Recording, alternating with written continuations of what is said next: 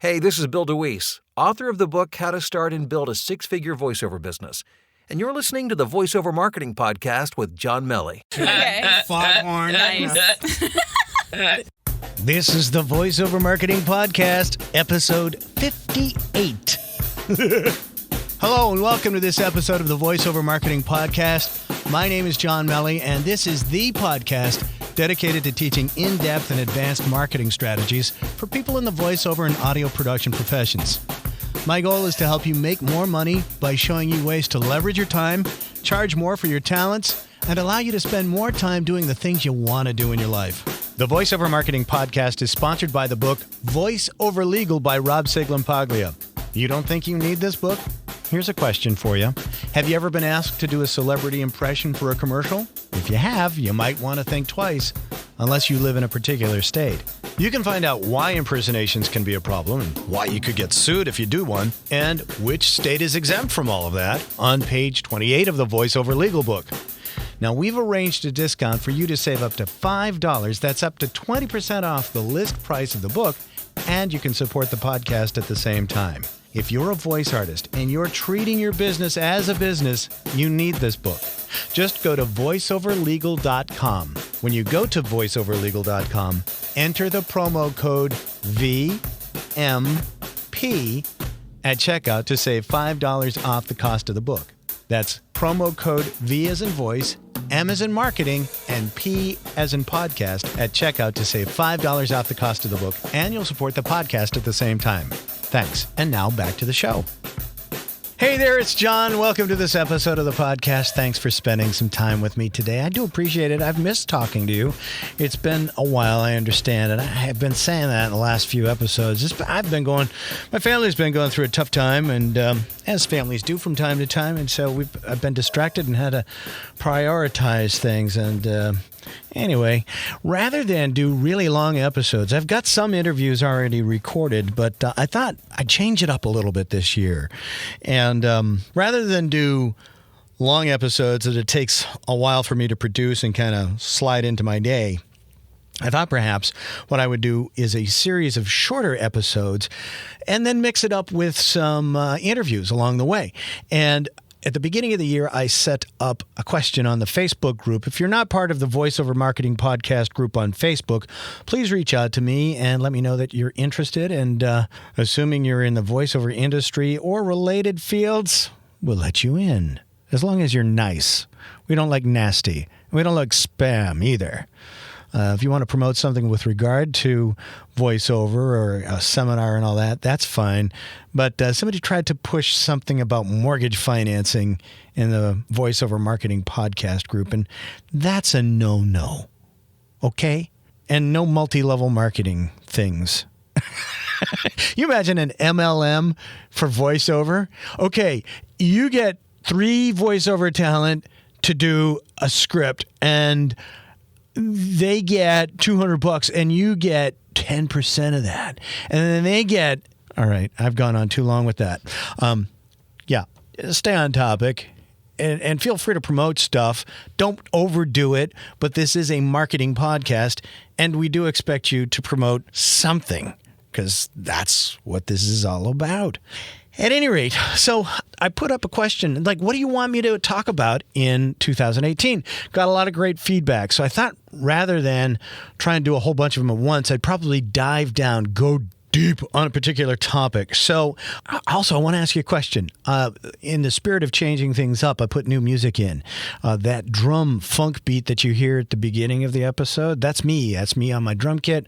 I just threw the iPhone on the music stand and played a little funk rhythm and made my own thing there. Thought, why not use all my stuff in the podcast, right? I always talk about using your talents and your gifts and using them to create products and services. I thought, you know what? Good advice. Take your own advice. So let me know what you think about that. Recording quality is obviously not a recording studio. Like I said, it was you know what? I'm not going to put it down. I threw my iPhone on the music stand and that's what it was. Enough of that. Anyway. All right. So thanks for listening. As of this recording, we have, let me just look quickly. In the Voiceover Marketing Podcast group on Facebook, we currently have 1,583 members. That's pretty cool. So let's take a look at some of the comments that I got. Basically, the question was, what do you folks want covered in the Voiceover Marketing Podcast in 2018? And we got a lot of great comments. So let's just take them in order. And Tracy Wild, this is for you. Her question was, what are the best platforms? I'm paraphrasing here. What are the best platforms and how to effectively use them? And what ratings would you give those platforms and why? Comparisons to each other would also help. Time-saving tips on how to manage your marketing. Okay, so, this is interesting. Do you break your marketing into categories? Do you do certain things daily, weekly, monthly, etc.? Those are a few to get the ball rolling. Thank you. You're welcome, Tracy. Thanks for listening and being a part of the podcast group. And we've got other comments, and I'm just going to go through here. This post is pinned at the top of the Voiceover Marketing Podcast group. So if you want to add to this and we just keep this thing rolling, that would be great. I'm all for that. So, anywho, Tracy, the best platforms, I think if I'm understanding you correctly, you're talking about the pay-to-play sites. I'm going to assume that you are. And, it's the elephant in the room. I've really kind of shied away from commenting on them a lot, but I guess I kind of have to come clean on what my thoughts are about the pay-to-play sites because they're a dominant part of the conversation in the voiceover industry at this point. So here's my thing. I think when they first started out, and I'm not singling out any particular pay-to-play sites, I have mixed feelings. So I think they can be valuable. A lot of people have concerns about the business practices of the pay-to-play sites. And I guess I'll start a step back. Let me start by saying this. I think it is very important for you as a business owner, a voiceover talent, for all of us, to own your own media platform. And the internet, a web page, a podcast, is a media platform.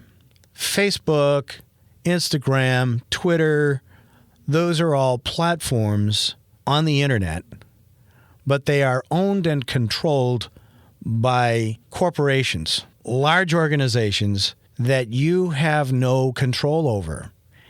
And I think it's important for you to own your own media platform that you own and control. And I learned this lesson the hard way. So, teachable moment, as my dad says.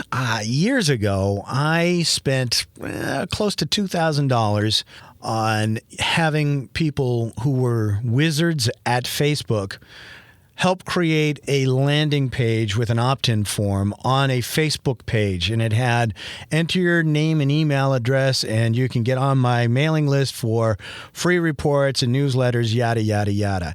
And I had those names being collected on Facebook and sent to my database on my website.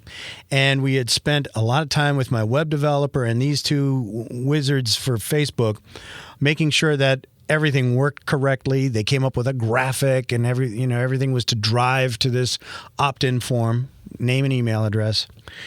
And I was starting to collect names. And no word of a lie, I think if it was 2 weeks, I'll be generous, but it wasn't very long after we got that all up and running, and Facebook changed its layout, it changed its rules, and how different people would be able to interact and find those pages. They've recently made changes again to their platform, making it harder for businesses to get in front of a lot of people, and unless you're going to pay for it. The free days of Facebook are pretty much over. And if anything, rather than multiple interactions a day, they want you to post less, but make your posts stuff that generates conversation. Okay, so the lesson here is that I spent about $2,000 and a lot of time getting something to work on a platform I didn't control, and they went and changed it, and basically that money was gone. Mark Zuckerberg and his crew over there don't give a tinker's you-know-what for John Melly here in Boston, and they didn't really give a tinker's you-know-what for the 2 or 3 guys that were helping me set this thing up. I don't own and control it. And it's their platform. They own and control it, and they have every right to do what they want.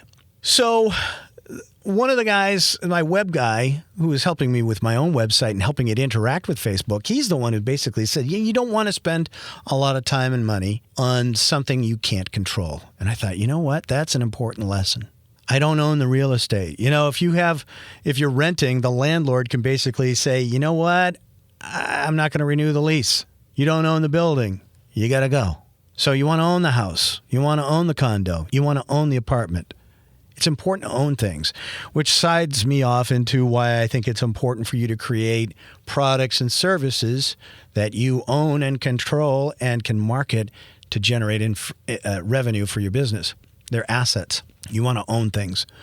So that having been said, do I use social media? Of course I do. I'm getting these questions from you through that. But this podcast is mine. The websites that host this podcast and other interests that I have are mine. I can control them. The content is all backed up. I own it. And if a company were to go belly up, well, then I could transfer it to another company, and I'm the one that changes the rules in the podcast. I change the intro. I'm changing the format. I can do what I want with this. So it's important for you to be able to do that. Why do I talk about this with regard to platforms and the pay-to-play sites? Same thing. You don't own those assets. Someone else does. Other companies do. Investors do. And when investors want a higher return on their investment, as some of the cases may be with one particular voiceover pay-to-play site, they change their business model. They raise their rates. They change how you access their clientele and their opportunities. And they have every right to do that. And we might not like it, and we might move away from it. But on some level, and I don't know the business practices, I don't know what their numbers are or anything like that, but I have to believe that on some level, they made the business decision that says, if we get X number of people out of the thousands that we have to play along with this, we can still make a buck. And if we get X number of clients and take this much of the fee that they're paying for access to our talent pool, because we've signed up to be their talent pool, we've signed up to be part of their asset, they set the tune, they set the fees. And if you don't like it, you have every right to leave. I see where people can get upset about it. I don't, without stepping in it too much, they have every right to do what they want with their business. If we don't like it, we can leave. I don't see a lot of benefit getting upset about, oh my gosh, they've decided to do X, Y, Z. It's like, well, I've had stuff happen to me too and go, pardon my language, that sucks. Now what? All right. Do something different. That's one thing. One versus the other. I think when they first started out, they were a lot better, Tracy. And I think they have value in the sense that it can help you with your auditioning. The main problem that I have with the pay-to-play platforms, and I know I've said this in other episodes, is that they're commodity marketplaces. They're voiceover commodity marketplaces. Let me say that again. They're voiceover commodity marketplaces, meaning commodity is something readily available and easily found. And if you go to any of these platforms, Voice123 or Voices.com or what have you, there are thousands or tens of thousands of voiceover talent all there. And if you cut the demographic in half by saying, but with a client saying, I want a male voice or I want a female voice, even still, you're up against tens of thousands of people. And when there's something readily available and easily found, they can pretty much dictate the price that they want. So that's my biggest problem, is that there's not a lot of ways to differentiate yourself. And the way a lot of people try to differentiate themselves is they will meet or beat the best or the lowest offer. And it's hard to make money that way. So I think they're of value when you can find a project that you're willing to work for and on because the rate that they're promising is valuable. I think a tip that I would give anybody who wants to take advantage of them, and I should say this, I have gotten clients from both Voices.com and Voice123.com. Actually, Voice123 got me my longest lasting repeat customer. I worked with them for like 8-9 years, multiple times a year. Things have slowed down a little bit this year. I don't know if we're continuing or not, but what have you. I got a great client through that. I got some other smaller clients through Voices.com. So it's not to say that you can't get business there. I don't want to say that. But I will say that the competition's a lot harder now than it was 7-8 years ago because there are that many more people on those sites. I think it's good for auditioning if you want to, work on different scripts. I wouldn't go for the offer that somebody makes of like, it's small now, but it could lead to other things down the road. I mean, I've heard that, I don't know how many times, down the road ain't going to help you pay the light bill this month, So I would stay away from that. And one thing I would say is if you want a tip, put your location in your geographic area. For some reason, people still like to work with people locally. Not everyone. Some people don't care. I mean, I did a job for somebody who was based in Thailand last month, and that was kind of cool. Some people like to be able to go meet you, sit in the studio with you, or be on the phone line with you and all that kind of stuff, be in the same time zone at least. So I would put your location in, your geographic area in. That's one tip I could give you because that seemed to help me get my clients. And that's neat for everybody because we're all in different places. So that's not going to be an unfair advantage to anyone. So I would do that. And the thing is that it goes back to my mantra for this show is create products and services in areas that you are an expert in. So I am in the process of finishing up the long-awaited voiceover athlete course. It started off as I was going to write a book on voiceover athlete and exercises, but then I went and I shot a bunch of videos. Listener and voice talent Joel Jacob put me in touch with a great videographer, and we put together about 12, 13 videos on specific routines and drills to help open up the air column, create relaxation, reduce tension in the neck, shoulders, arms, throat, head, jaw, all of those things. And I'm in the process of putting that together, hoping to launch it the next couple of weeks. That's been another project. But that is going to be an asset for my business. I've done a webinar on it with John Florian from VoiceOver Extra. We got a lot of great reviews on that. So that was sort of a market test to see how that would translate. And I'm excited to bring that. I'll be talking more about it in future episodes. But what I've done is I've taken an interest that I have and created a product that I'm going to sell. And I think the content is worth much more than what I'm going to charge for it. But the important thing is first of all, it's going to help people. I know it will because everybody who's looked at it and used the stuff says, wow, what a difference. And this is a shameless plug, but I'm showing you what's possible, and I want everybody to do this. I want everybody to look at their life, what their interests are, take your voiceover and your production and your acting talents, and create stuff. The platforms are all there. And if you have your own platform, you can use it to market it. You'll still own it. So do that. That's the mantra that I have is create your own stuff. And then you can be the voice person in an area where no other voice talent is going to be, Be where no one else is. Okay, so that's the first question. That's what I have to say about that. If you were looking for me to say you should choose one over the other, I can't because I haven't really been part of those marketplaces for a while. I think you can do your own due diligence and see if one of them is worth it to you more than another. And go from there. I honestly couldn't tell you, but I can tell you what my reservations are in general about that whole business model is that you're not going to control how they run their business, and you're going to be subject to their rules and how they choose to compensate, make opportunities available to you, and what percentages they're going to keep from their clients, their voice seekers, and what they pay out to the voice providers. I hope that helps.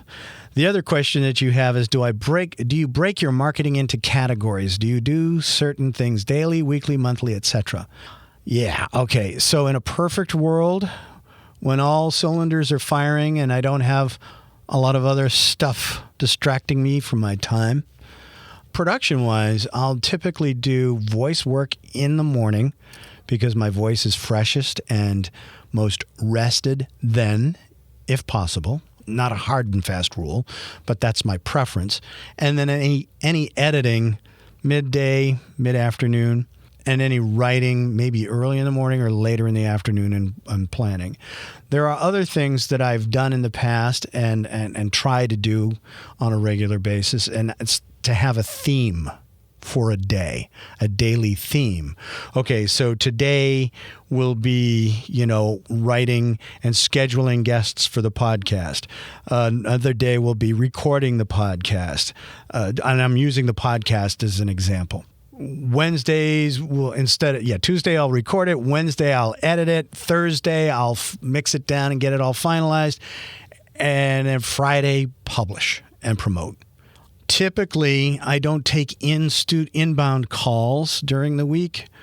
I will push them to voicemail, and I will schedule calls on Thursdays. Phone days are Thursdays, and coaching days, when I work with coaching clients, I schedule those on Tuesdays. So I try and do themes for each day of the week. And then Friday is usually a busy day just because we're doing a Saturday, Sunday, and Monday production.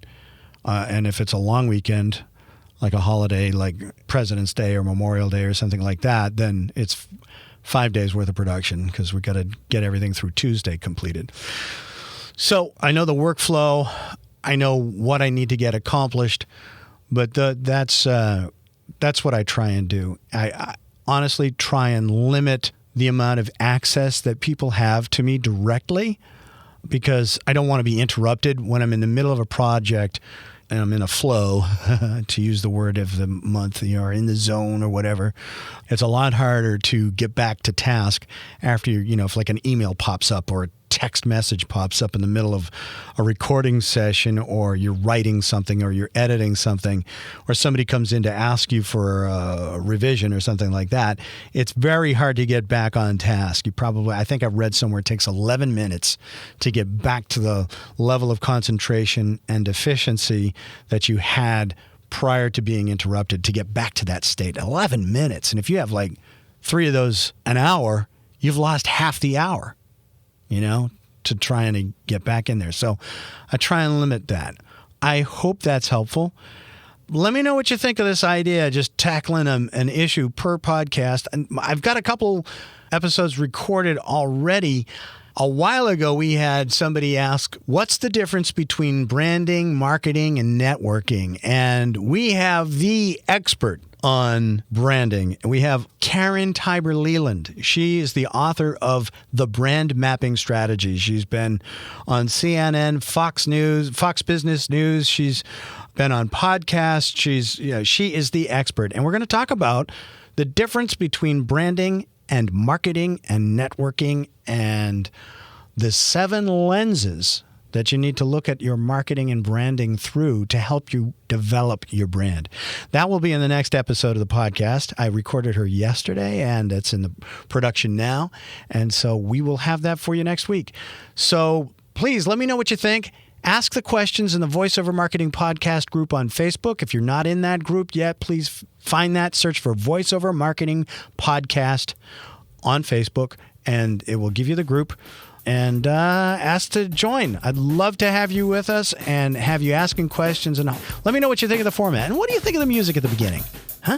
All right. I'll talk to you soon. Thanks for listening. Take care. Our program originates in the Boston studios. We hope you'll join us again. Until then, we bid you au revoir, keep your chin up, and the best of luck. Well, that's it for this episode of the Voiceover Marketing Podcast. If you like this podcast, please subscribe to it at voiceovermarketingpodcast.com so you'll get notices of new episodes. And please share it with your friends and colleagues in the voiceover world.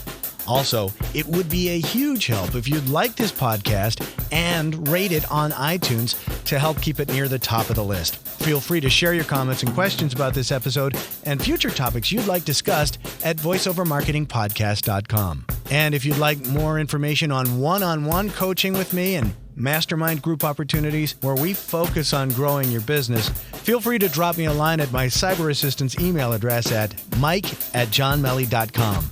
Thanks for listening. Now go out there and share your voice with the world.